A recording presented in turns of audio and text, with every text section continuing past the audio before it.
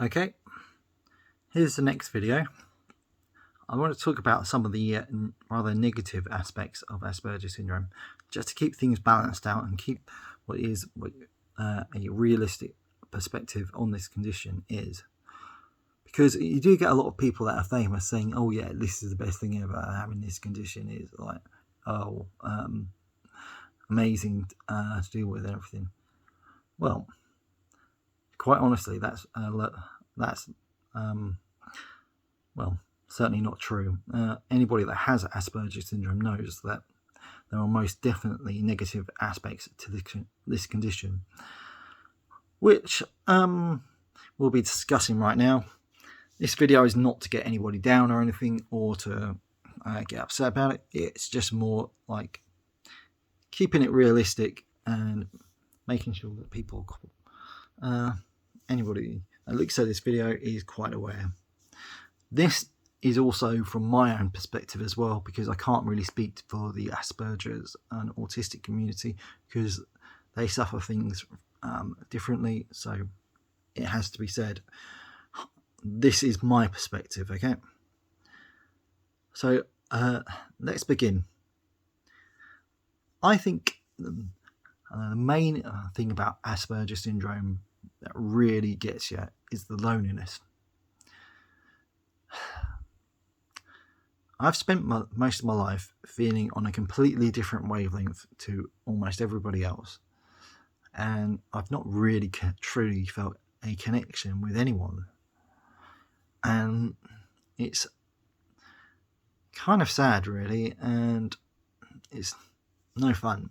But yeah, this loneliness, it's like even when you're with people, with your friends, even with people that accept you, even with your family, you still will feel extremely lonely because nobody ever really truly understands you. And I'm going to say this, even around other people with Asperger's, I made the mistake once of thinking that, oh wait, you meet somebody else with Asperger's, you get this automatically, you're on inside each other's mind. No, that is not true. That is absolute. That's absolutely not true. So yeah, this loneliness, you think on a different level, you think on a different way, and because of that, you do feel lonely, and sometimes it can lead to feeling depressed and everything. It can get you feeling quite low at times. The other negative aspect, and it's not really Asperger's as such, it's people. Tony Atwood actually said, "You don't suffer from Asperger syndrome, you suffer from other people." And that's a very, very true statement. Because people can be quite ignorant and stupid. I mean, I'll give you an example of people's ignorance that I've had to put up with in the past. Yeah, I mean, this is just tame in comparison, and I've dealt with a lot worse. Some people think I'm a psychopath. Some people think I'm dangerous. Some people have even said gone so far as to think that I don't have a sense of humour, and I actually do have a well-developed sense of humour, which is ridiculous, really. I mean, what? Because I've got this condition that you assume that I don't have a sense of humour? Seriously? I mean, it is fun. It is laughable how stupid and ignorant people are, though, because they just have this kind of almost idiotic perception of what a disability is, kind of thing. Like somebody with a disability is more or less, well, severely mentally retarded and needs help from their parents 24/7. That's not the reality of the condition at times. There is a massive amount of kind of diversity in autism and everything, and autism itself is a spectrum. That's what it's called, a spectrum disorder. So dealing with people's stupidity and ignorance is something that sometimes I just almost, it gets a bit much at times, you know. And yeah, and I think what I can reasonably say for other people with Asperger's is, when you're talking to an ignorant, stupid person, of how much you just would rather be anywhere else but talking to that person. And it's like, and in some ways, I think those people that are ignorant are the more disabled ones because of their stupidity, and that's a reasonable and fair thing to say, So yeah, that is one of the downers about having Asperger's, is that you will come across ignorant people that are stupid and ignorant and treat you badly, treat you like an idiot because they think that they're almost above you because they don't have a disability when you do. It's really, you got to feel sorry for those people because at the end of the day, they go about their lives being complete imbeciles. I'm sorry.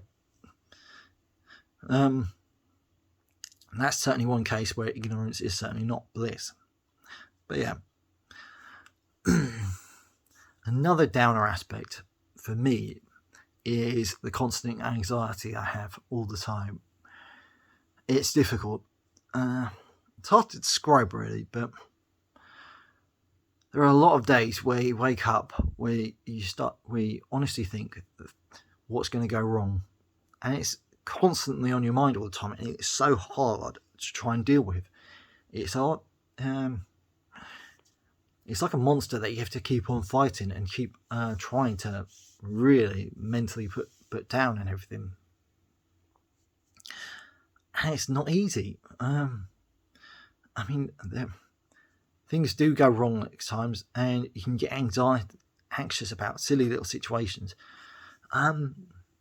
Going on a trip, when I go out the house, for example, I make sure to lock the door. But sometimes I've got a bit of short-term memory, and I forget I've locked the door.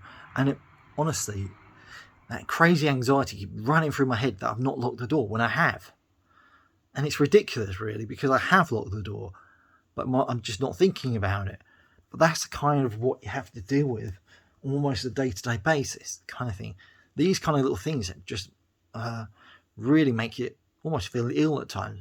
And many, many times I feel pretty sick because the anxiety's kind of taken a toll on my body, really. And it's certainly not pleasant. So yeah, and yeah, I think, to be honest, this condition does make you anxious because of the nature of it. So yes, I think that is one of the big negatives.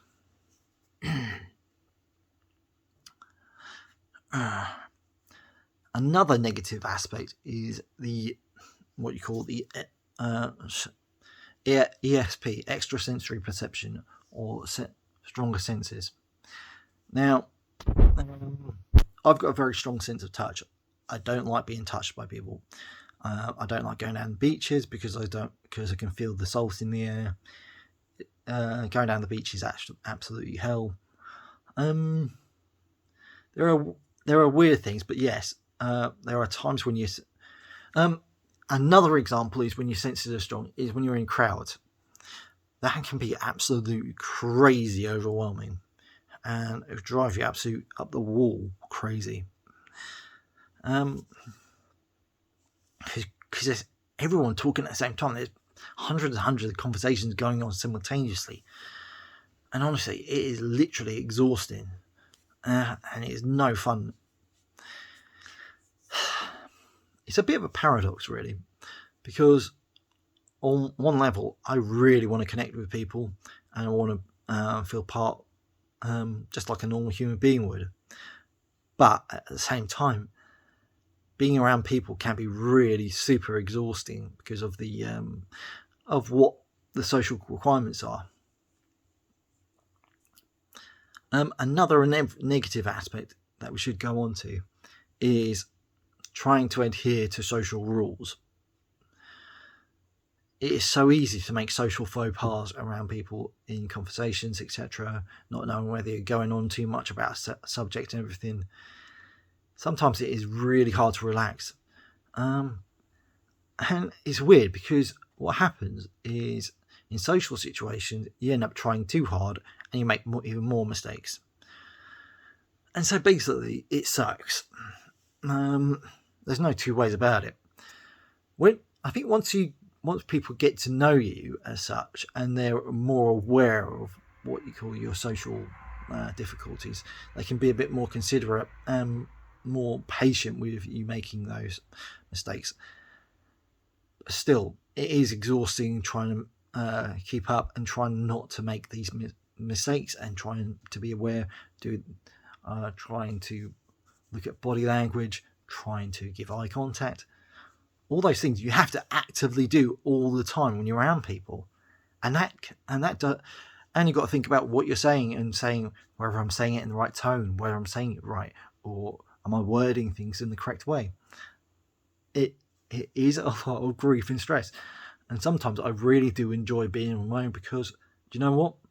You don't have to deal with that. And I'll tell you what, it's hard going. I've had many years of dealing with this condition, and I'm pretty sure that most people with Asperger's would agree with me on that. Because it's hard work trying to be sociable. It's hard work, and this condition does make social situations a nightmare. Another negative aspect is kind of trying to fit in.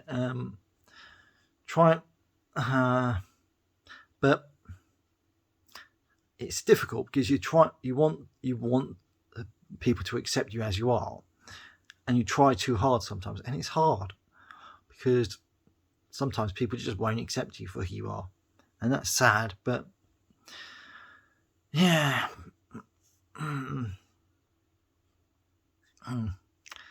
Another negative aspect would be not really forming kind of close connections with anybody, not even your family. It's kind of sad, really, and I would desperately love to make a connection with people, but that is the way it is, kind of thing. Yeah. Another negative aspect, just thinking about it, is the meltdowns. I don't really get meltdowns as such. I do get angry, and I do get stressed out, and I do want to explode. And those moments are not very pleasant for me or anybody else around. But you have to understand, though, that this is often a build-up of what you call dealing with this condition, and dealing with the crazy senses, crazy social rules. It just exhausts you, and it makes you go crazy sometimes. And yeah, it really does make you go crazy at times. I mean, and it's difficult. Anyway, I'm in this video right now.